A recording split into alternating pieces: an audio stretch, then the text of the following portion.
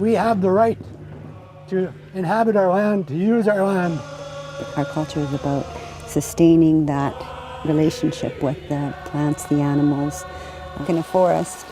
I did start drawing a lot in the residential school, really not knowing my culture and traditions. And I'm very proud to be here today. My name is Halos, and this is my squia. Just an aging brick building with a sordid past and a treacherous reputation. Up these stairs, children as young as 4 and 5 years old were literally held hostage. It's in the eyes. The story of sexual, physical, and psychological terror deeply embedded in the hearts of First Nations known as day scholars. It's about historical justice.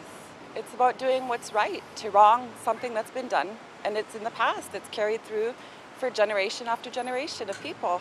Perhaps, they hope that, the group would stay quiet or silent, but that doesn't happen when you have a group of people who suffered an atrocity as they did in days, whether it be as a boarder or a day scholar. They are still a survivor of the school.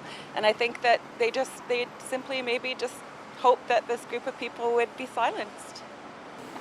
It's a haunted past that residential and day scholar survivors Tony Paul and Cindy August can't forget or forgive because it's still alive and doing damage.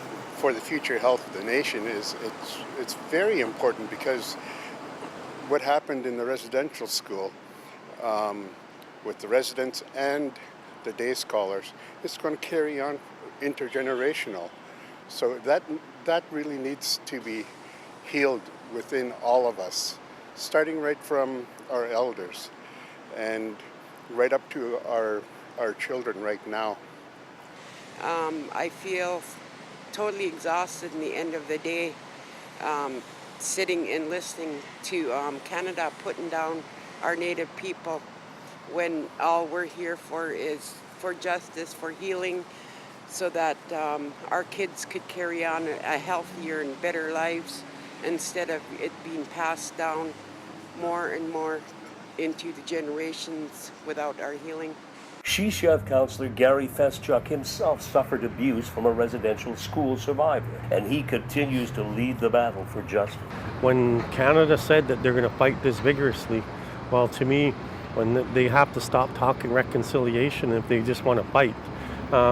Our lawyer summed it up perfectly. Our people came to the courts, came to the government, asking for a hand to bring justice to our people, and all they offered us was a fist. They want to fight us. And we shouldn't have to force Canada to seek justice on every single little issue. Canada only comes to the table when they're forced to. And Canada was forced to come before the courts to fight against justice for day scholars by the Shishalh Nation and the Kamloops Indian Band, led by a superb legal team from across Canada who marveled at the support they received in the courtroom. And if I can say, one of the things that is so unusual and so refreshing in a case like this is when you have our clients attend in the numbers that they did, demonstrating the degree of concern, the degree of care that they have about this issue, and how significant it is to the communities, to the individuals, to everyone. And it's not to predict any kind of outcome, but it's a bringing together of all of these people who feel this is needs to have justice done. I always am an optimist, and I had some hope that 7 years after the apology by Prime Minister Harper, Canada would say, we forgot these people, let's sit down and figure out a way to solve that. But that would be a political, not a legal decision. Canada's legal counsel, who are respected lawyers, they were clearly instructed to strongly argue against the certification, and they did. I think that Justice Harrington is a very careful judge and a very thoughtful judge, and you've seen certainly his deep understanding of the jurisprudence. He was handing us cases day in and day out. And to the extent that emotions are permitted to enter a judge's mind, I think it's very limited. But I hope that he would leave and consider the reality that Shishalh and Kamloops are facing. In the beginning of the week, it was very agonizing and frustrating. But I think today we could see that there is some light at the end of the tunnel. I think the judge has made a case that he wants to be very concise if he's going to certify our case and bring it forward, which I think he will. We're hoping, with all hope and praying, that he will bring this case forward, because the shishalh people and the other band have been struggling for 100 years for someone to hear our entire case. The atrocities that happened to our people over the last 100 years, the effects of it over the last 100 years are continuing. There's got to be an end to it. There's got to be, and I'm very happy that this judge was very, I think he paid us a lot of attention. I think that he's going to be critical in the way he makes his judgment, but at least he sat there and listened to every word. He listened to every motion that we made, and I'm hoping that he will bring our case forward, and we will see justice hopefully within the next year or two. It's hard to believe it, but Chief, we're at episode 10 of Voices of shishalh, the story of this nation led by you and the incredible accomplishments in a very short tenure. You've just passed the year mark, and there's so many things that are going on.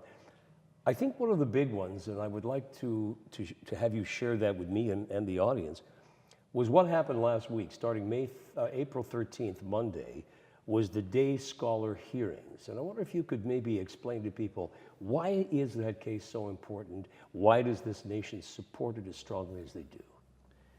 Well, the meaning of our show is to make people aware the struggles and the experiences that our people have gone through over the last 100 years, maybe even as far back as 150 years, when our people's lives were taken away, not only by the missionaries, but by the government.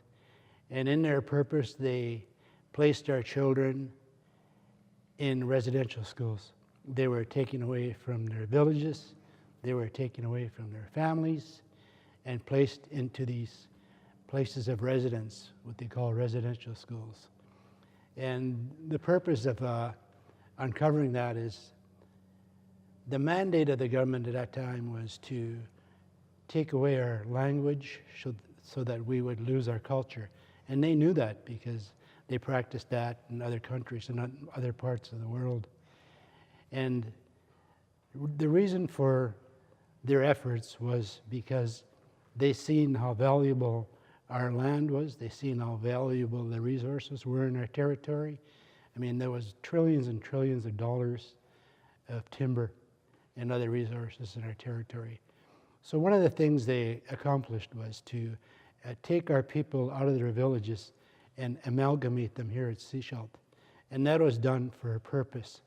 And their whole plan and scheme was to oppress our people, suppress them, and place them into conditions that they would soon forget their culture. They were totally dependent on the government. As a matter of fact, our people became wards of the government. And the reason for the court case that happened last week was to uncover that and bring it to a trial judge, and a trial judge would not only listen to the experience that we had to go through, but make a decision that we were violated. Our people were violated, and there has to be justice for that. So in 2007, the Prime Minister, then Stephen Harper, made an apology to residential school survivors, and I believe he began compensatory actions to redress what they recognized was their fault, their responsibility. But the day scholars got left out altogether. Yeah, there wasn't a category, and government's good at categorizing our people. They, first of all, recognized that, yes, there was a residential school, yes, those children were residents, and yes, those people who resided in that school suffered and were abused. But the effects of all that went from 5 generations not only affected those children, but affected their parents, their grandparents, and their great-grandparents. So those day scholars who attended during the day were left out of that category. And the government didn't want to recognize that because there were more day scholars than residents. So across Canada, there could have been maybe 150,000 day scholars that they were left out of that recognition and reconciliation. So along with the Kamloops Band, we took on the challenge of uncovering that, and that the government had to reconcile with those people also because they were affected. So I understand that in shishalh at that time, some students lived 2 blocks away in their own homes, and they were kept in residence as well. I mean, and so obviously, there was only so many beds in the school. The day scholars allowed for more money for the church to run a greater operation. So it was a head count. That's why the day scholars. I mean, it seems profane in every way. Well, the residential schools across Canada were overwhelmed. They were filled beyond capacity. So in our case, the villagers had to stay at home and then attend the schools during the day. In some cases, they had to stay overnight. But part of the argument of the government was that because they were day scholars, they shouldn't be recognized in terms of the offenses that happened, the abuses that happened. They recognized that the residents could be violated during the night.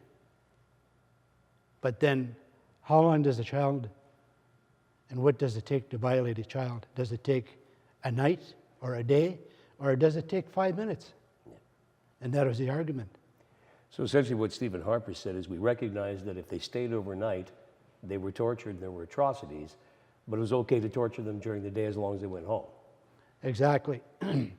But one of the arguments that our defense lawyers brought up was that because their parents were also violated, when our children went home during the day, they had no one to cry to, they had no one to defend them, because 3 or 4 generations of our people were brainwashed into the way the church dictated how they should live their lives. In many cases, our children went home to alcohol parties, violence in the home, and that was all caused by the change of our lifestyle, the lifestyle that was taken away by the government, the missionaries. And during that process with the courts over the last 3 years, the government of Canada tried to place blame on the missionaries, saying that they were the violators. But as it came out, the missionaries were given a purpose by the government. When you looked at the school books, it had stamped on every book and every notebook, it had stamped on there, the Dominion of Canada. So they couldn't ignore that the purpose that was given to the missionaries were given by the Canadian government. So Justice Harrington is going to make a decision, he says, before September. If he certifies, it will either go into negotiation or it will go to trial, but there will be resolution on the day scholars. Chief, you've brought up one of your favorite guests for the show in the next segment, and we're going to go to commercial. But before we do, we'll give a little clue. This is a woman who was an anchor on global television for the better part of 30 years, who came into our homes and graced us with her presence and covered some of the major stories that have happened to British Columbia in 3 decades.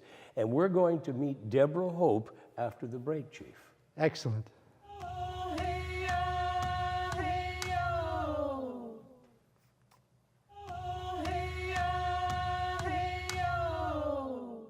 Welcome back to Voices of Shishalh. This is Chief Calvin Craigan.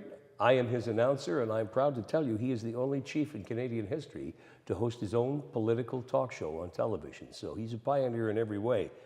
And one of the big pioneers, the part I really like about doing this show with Chief is that he attracts all kinds of very interesting people. And your guest today, I remember when I came to Vancouver from Montreal and I turned on the television set and there was this gorgeous girl doing the anchor. And underneath it said, and at that time it was BCTV, Deb Vandergraat. And I thought, God, she's cute. I wonder if I could meet her. 31 years later, Deb, welcome to the show. Welcome to the Chief Show. Nice to see you. Thank you, and thank you for letting me come. I'm really excited about this. Tell me, Deb, from when you began at Global or BCTV or Chan, I mean, it goes back all that way. Yeah, absolutely. You were a very integral part of what was one of the most revolutionary teams of broadcast journalists. Yeah. One time, you had the biggest audience for a market of anywhere in North America. Absolutely. You were being taught in probably a torturous way, but you learned from people like Cameron Bell and Yes. Keith and a real good, strong group of people. Ray Peters was the head of the station. Tell us a bit about those early days. Well, it was so much fun, actually. It was just amazing.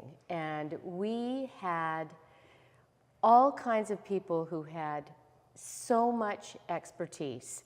And we loved to sit in for, we want to do something together, so the editor would be beside me and we would talk about what we wanted to do and which, picture we wanted to do next and all the rest of it. And the stories just came rolling off the presses, and it was so much fun, and it was very important as well. And we always strived to make sure that we were doing the right things, and we had to go and find out what the truth was. And that was really important for us, because you have to do that. You have to tell the truth. And you were held accountable too. Yeah, in yes. big time standards. Yeah, absolutely, absolutely. Chief, in asking of Deborah, what would you like her to know about your world versus her media world? Wow. Well, our people are only 30 miles out of Vancouver. And our families have lived here for thousands of years without them knowing we were here in the beginning. But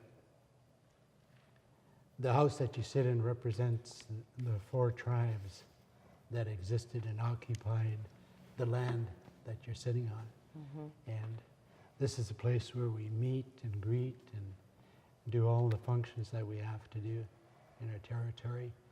And what we're doing is bringing back our culture. And part of that is the drumming, the singing, the dancing.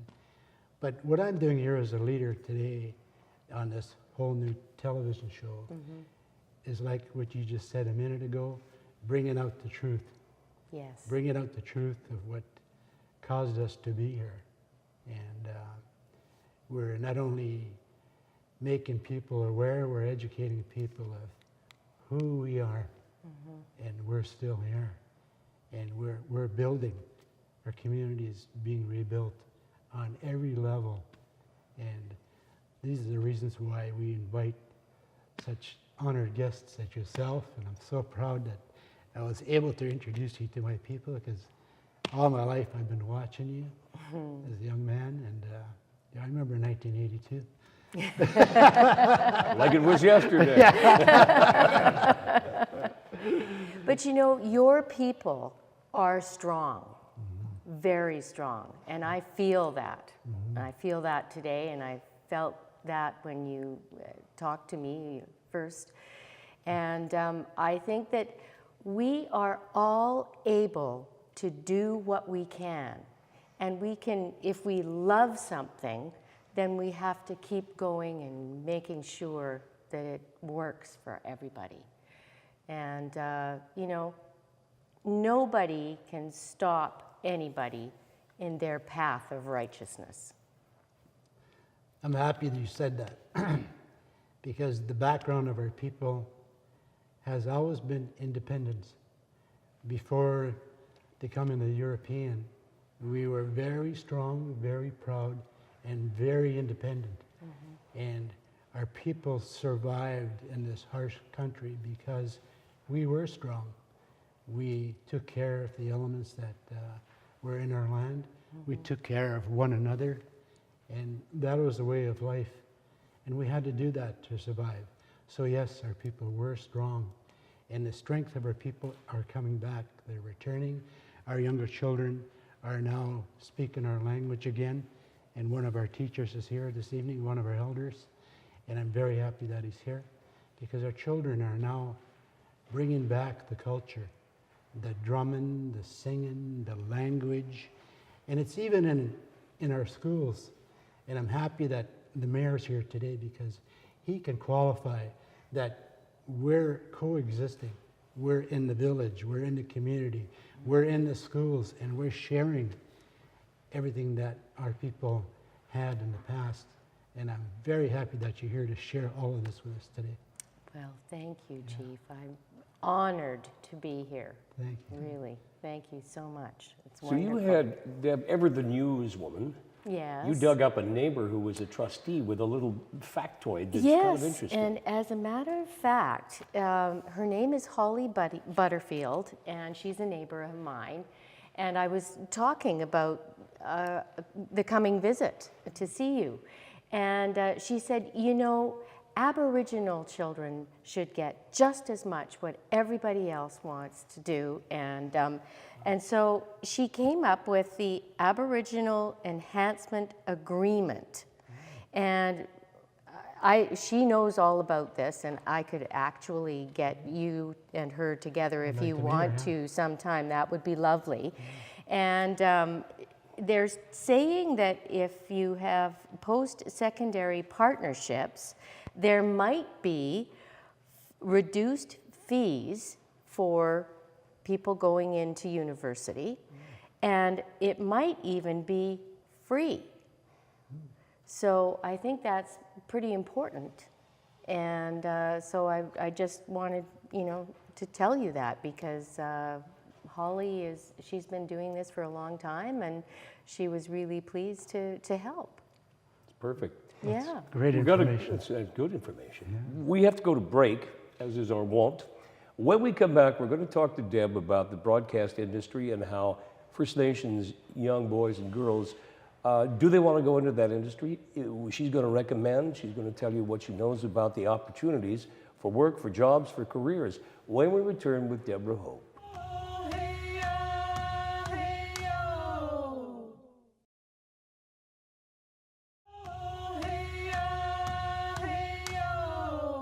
Welcome back.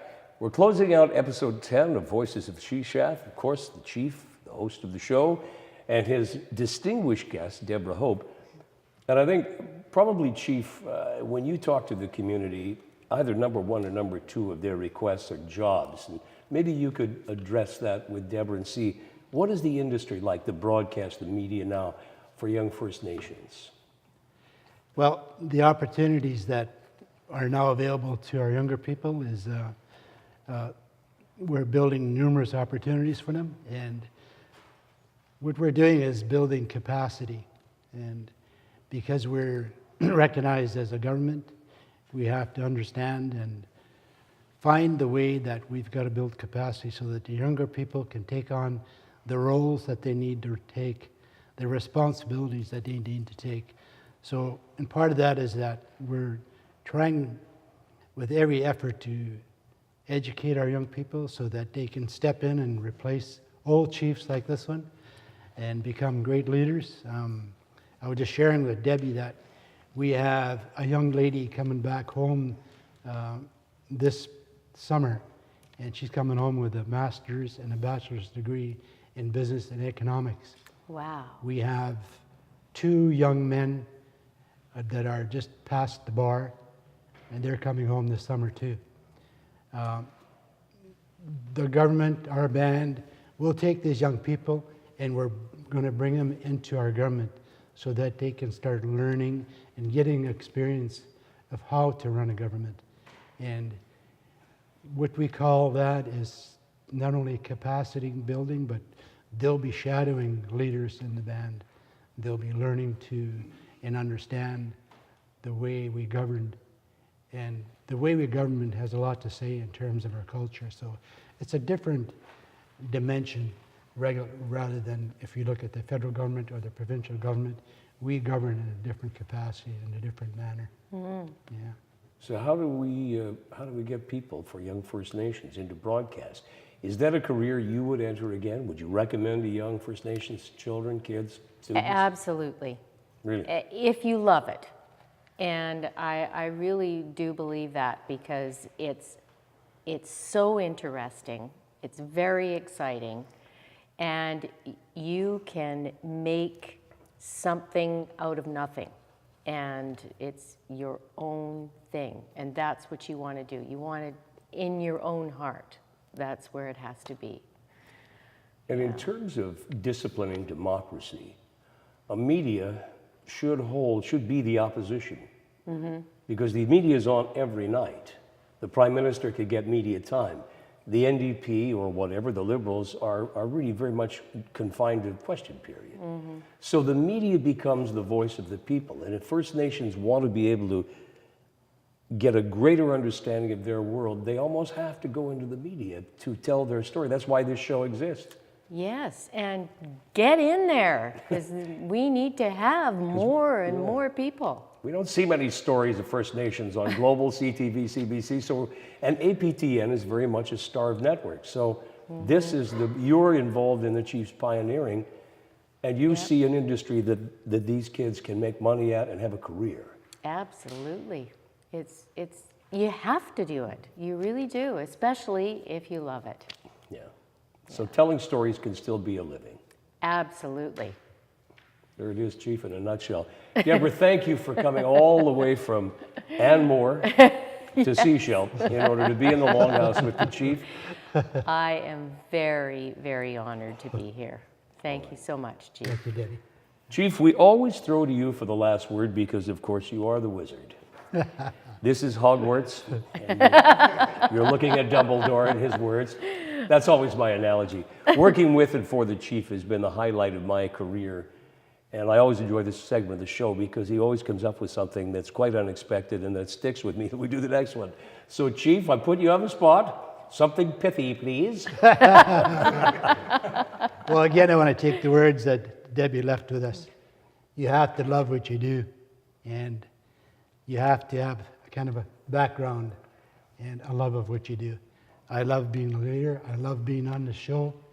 And I'll use the words that I think were left by my wife. She said to me, "You never shut up."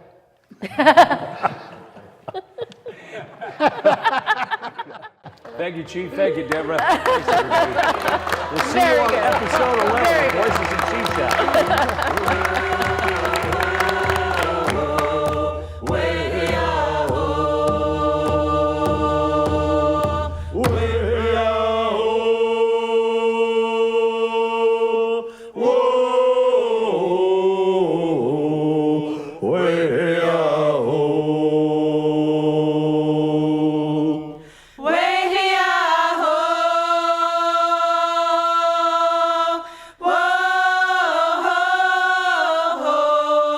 My name is Harold. This is my squeal.